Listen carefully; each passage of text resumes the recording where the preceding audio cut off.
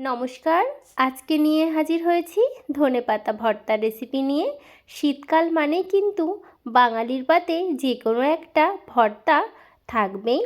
তো সেই ভর্তার মধ্যে আজকে আমি করে দেখাবো আপনাদের ধনেপাতা ভর্তা রেসিপি। তো ধনেপাতা ভর্তা গরম ভাতে খেতে কিন্তু জাস্ট অসাধারণ লাগে। তো চলুন রেসিপিটি শুরু করা যাক। তো এখানে আমি ধনেপাতা আগে থেকে ভালো করে বেছে ধুয়ে পরিষ্কার করে নিয়েছি। আমি আমার পরিমাণ অনুযায়ী ধনেপাতা নিয়েছি। এখানে শুকনো প্যানের মধ্যে আমি কিছুটা কালো জিরে দিয়ে দিচ্ছি, আর দেখুন বেশ কয়েকটা রসুন দিয়ে দিচ্ছি। শুকনো প্যানের মধ্যেই দিচ্ছি, দিয়ে শুকনো প্যানে এরকম করে ভেজে নেব একটু।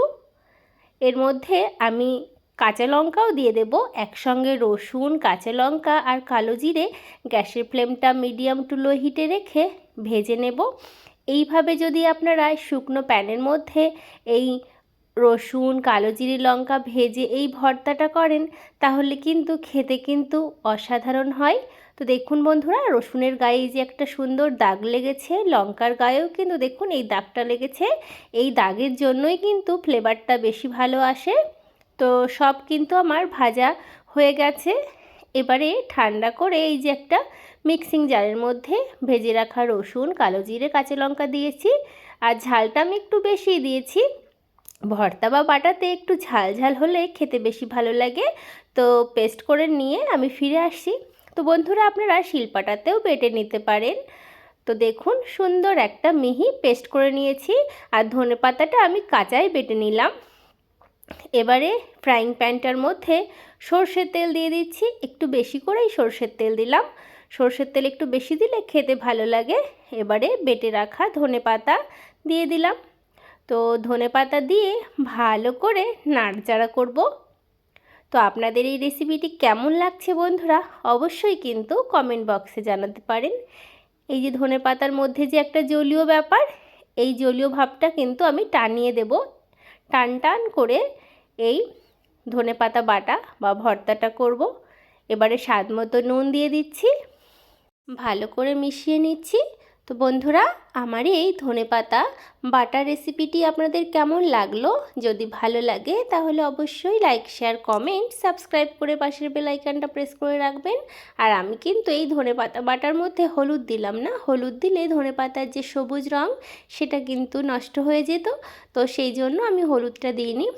এভাবে একবার আমি যে পদ্ধতিতে করে দেখালাম, এইভাবে একবার ট্রাই করে দেখবেন বন্ধুরা, জাস্ট অসাধারণ লাগে গরম ভাতে। তো দেখুন, এবার এই পাশে একটু সরিয়ে রাখছি। এবার এখানে আমি একটা শুকনো লঙ্কা এই যে গ্যাসে পুড়িয়ে নিচ্ছি।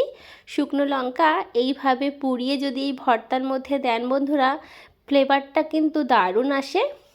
তো ভালো করে দেখুন, আমি এরকম করে গ্যাসের ফ্লেমটা লো করে একটা শুকনো লঙ্কা পুড়িয়ে নিচ্ছি। আর ভর্তা মানেই কিন্তু একটু ঝাল ঝাল ব্যাপার থাকবে। আর শীতে যদি এইরকম একটা ঝাল ঝাল ধনেপাতার ভর্তা থাকে তাহলে কিন্তু মুখটা একদম ছেড়ে যাবে। তো একবার অবশ্যই ট্রাই করে দেখতে পারেন। দেখুন কত সুন্দর করে আমি টানিয়ে নিয়েছি, দেখতে খুব সুন্দর লাগছে না বলুন? তো যদি আপনাদের ভালো লাগে অবশ্যই লাইক, শেয়ার, কমেন্ট, সাবস্ক্রাইব করে পাশে থাকবেন। এবারে পুড়িয়ে রাখা যে শুকনো লঙ্কা সেটা আমি এরকম করেই হাতে গুঁড়িয়ে এই ধনেপাতা বাটা বা ভর্তার মধ্যে দিয়ে দিচ্ছি। দিয়ে ভালো করে মিশিয়ে নেব।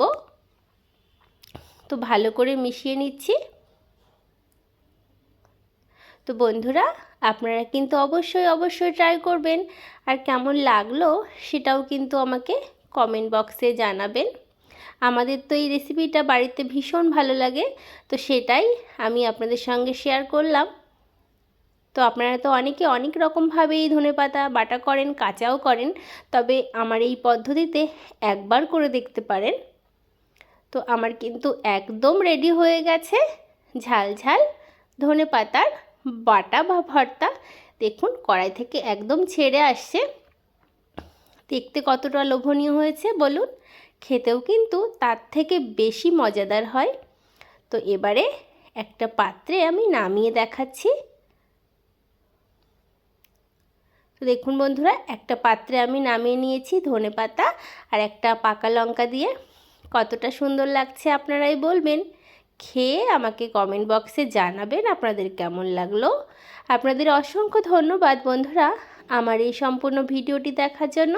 দেখা হবে অন্য কোনো নতুন ভিডিওতে। টাটা।